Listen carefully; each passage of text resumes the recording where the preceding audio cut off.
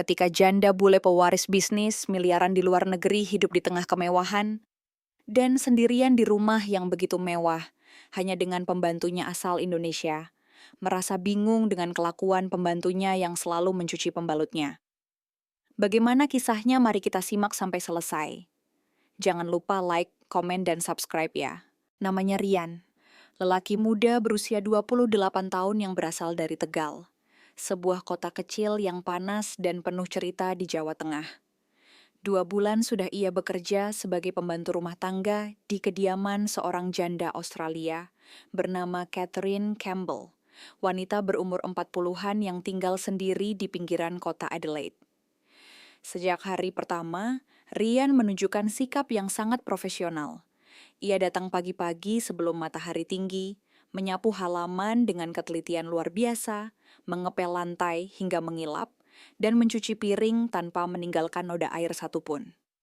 Tapi satu hal yang membuat Catherine paling penasaran adalah sikap Rian yang terlalu tenang, bahkan cenderung dingin.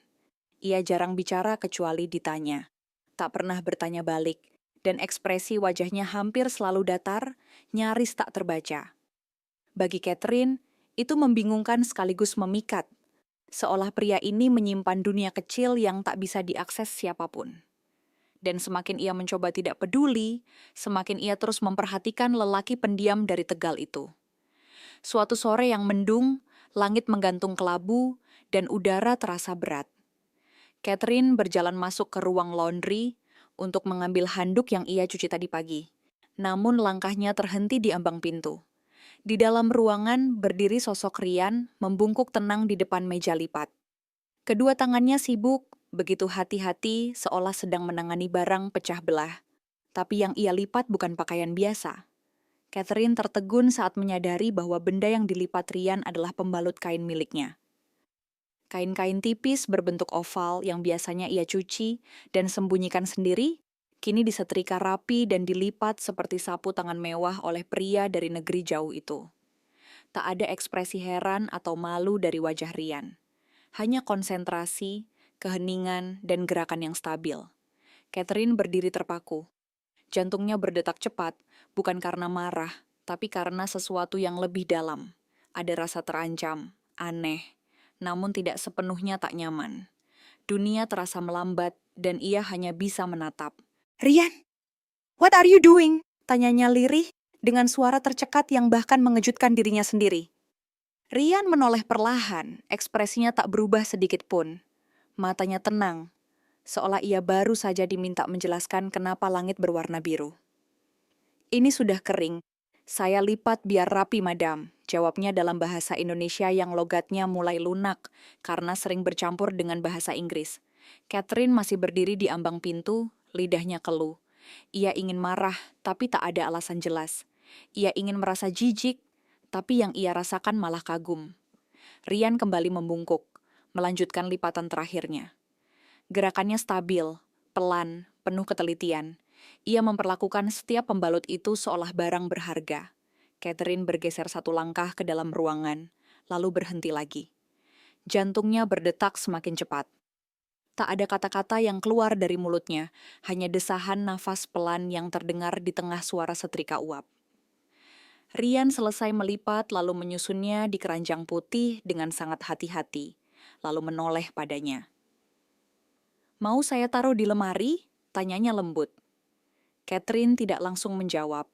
Ia hanya menatap Rian dalam diam. Tubuhnya terasa membeku oleh kejutan yang tak bisa ia jabarkan. Tidak ada yang pernah menyentuh benda-benda pribadinya sedalam ini, apalagi seorang pria. Bahkan mantan suaminya pun selalu menghindar jika ia mencuci pembalut kain.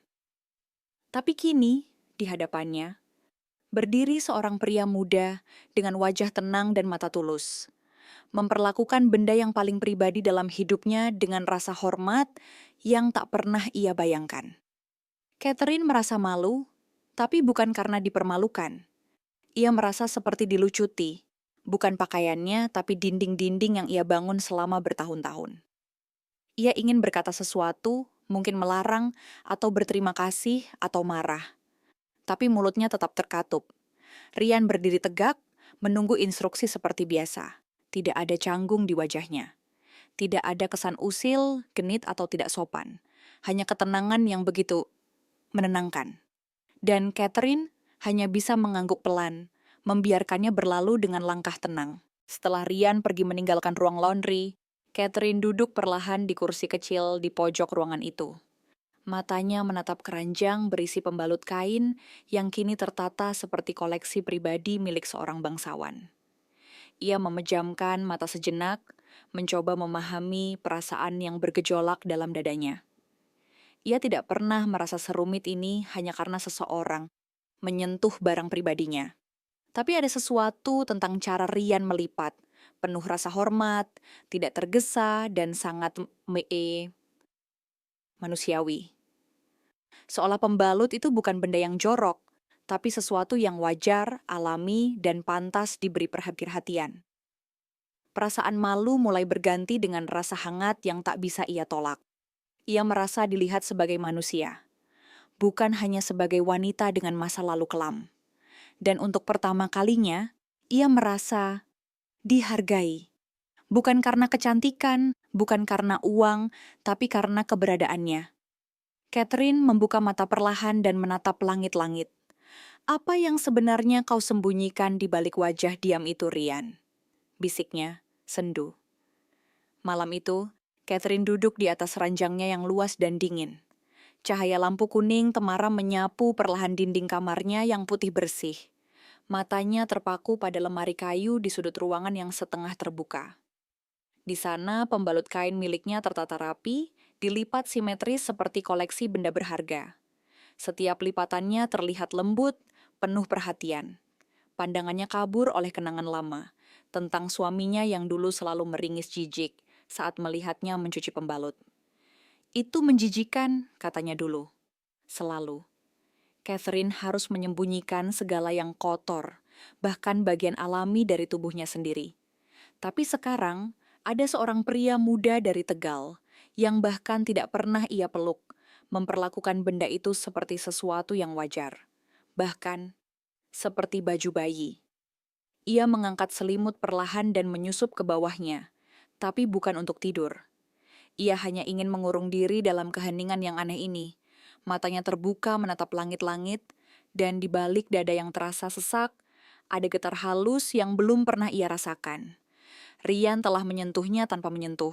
Keesokan paginya, saat matahari mengintip malu-malu di balik tirai, Catherine membuat keputusan.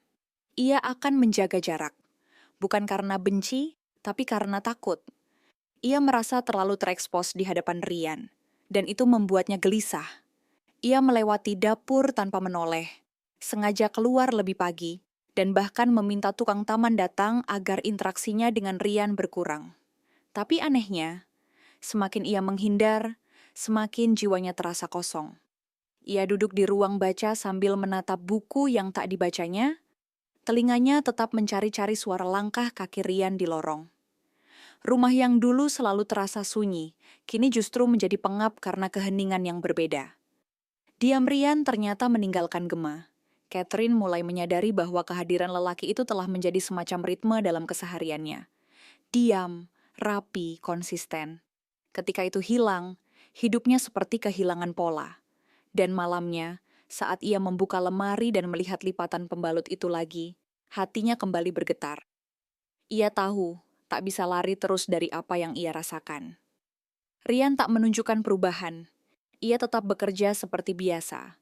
Mengepel lantai hingga berkilau, menyiapkan teh dengan daun mint segar dari kebun kecil di halaman belakang. Bahkan mengganti bunga di vas sebelum layu. Tapi ada satu hal yang pelan-pelan merambat masuk ke dalam suasana rumah.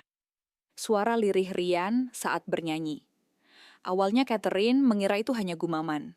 Tapi semakin lama, nadanya menjadi jelas. Sebuah lagu yang asing, berbahasa Jawa, dengan irama lembut dan mengayun. Lagu itu datang dari tempat yang jauh. Entah masa kecil Ryan, entah kenangan ibunya. Catherine tidak mengerti artinya. Tapi suara itu menelusup ke sela-sela pikirannya seperti angin sore yang menembus celah jendela. Saat Ryan menyapu atau mencuci piring, lagu itu menemani. Aneh tapi menenangkan. Lagu itu seolah menyembuhkan ruangan demi ruangan di rumahnya.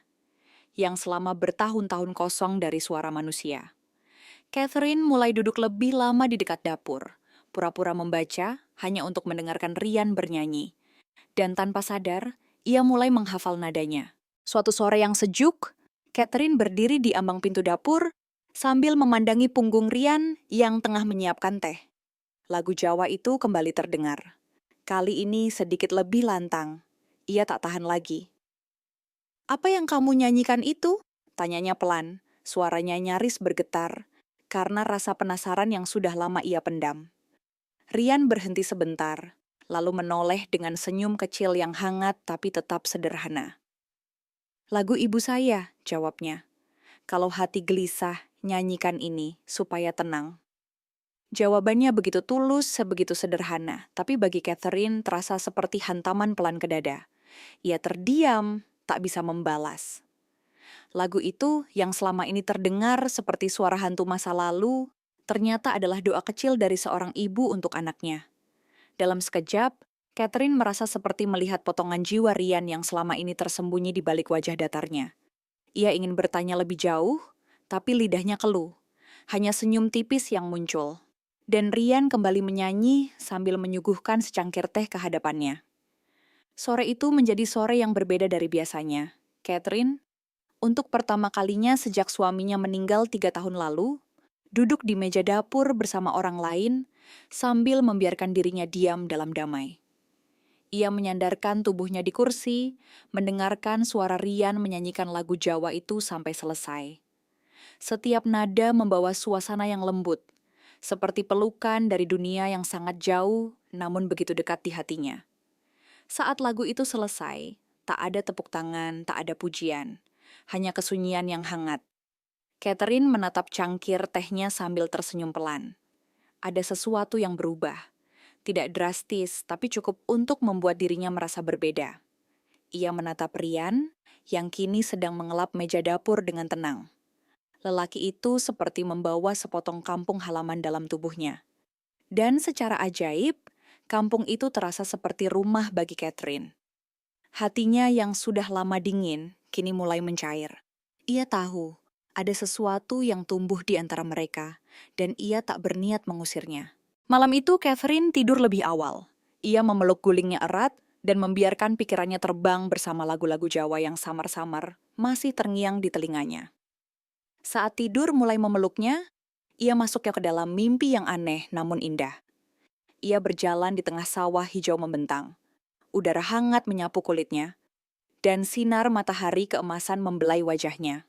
Anehnya, ia mengenakan kebaya merah muda dengan selendang batik yang berkibar di angin. Di sampingnya, Ryan berjalan sambil memayunginya dengan caping bambu.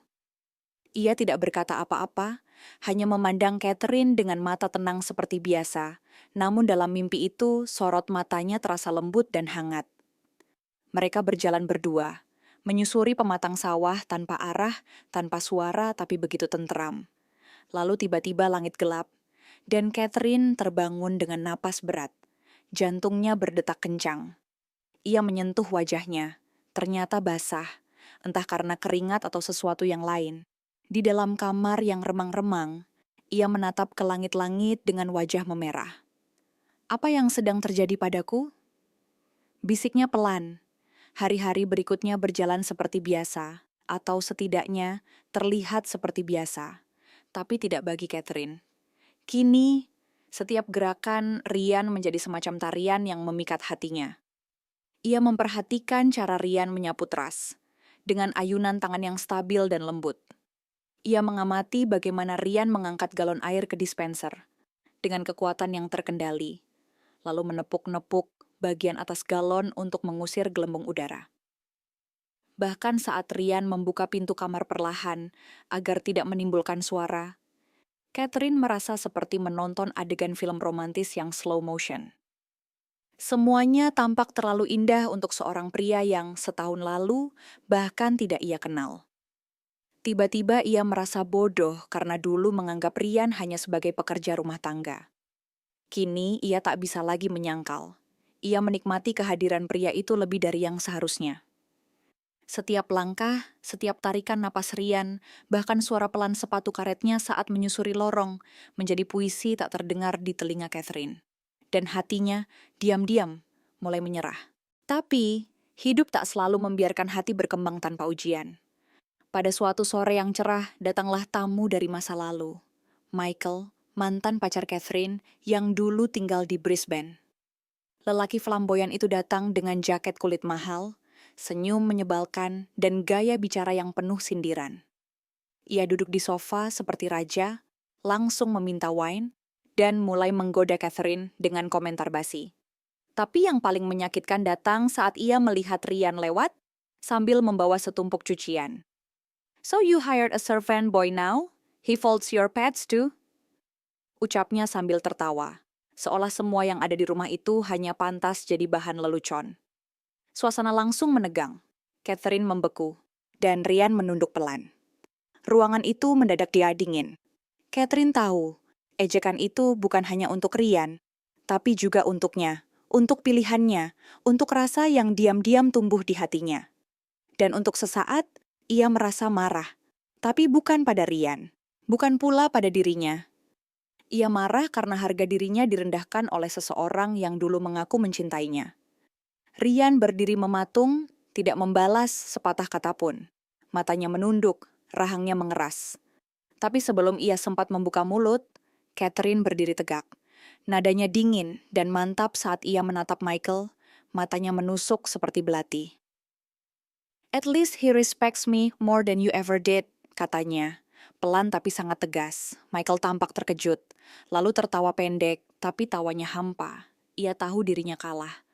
Tak lama kemudian, pria itu bangkit mengambil jaketnya dan pergi tanpa pamit. Pintu tertutup dengan dentuman pelan, menyisakan keheningan yang berat. Rian menatap Catherine sejenak, matanya dalam tapi tak berkata-kata. Di balik wajah tenangnya, Catherine bisa melihat kekalutan. Tapi ia hanya menghela napas dan duduknya kembali. Ia merasa ringan, seolah beban bertahun-tahun akhirnya runtuh.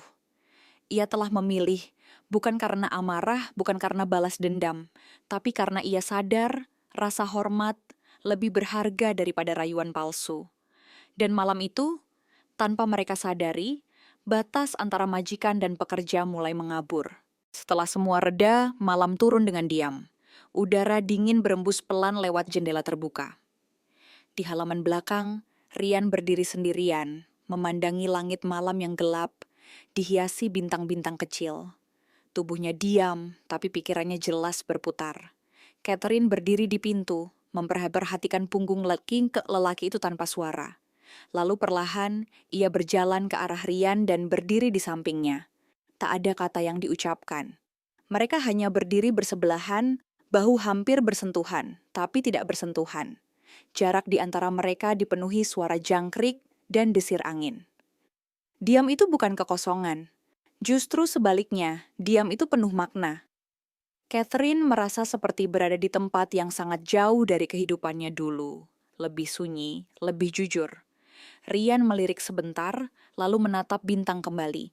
Ia tidak tahu harus berkata apa, dan mungkin memang tak perlu berkata apa-apa.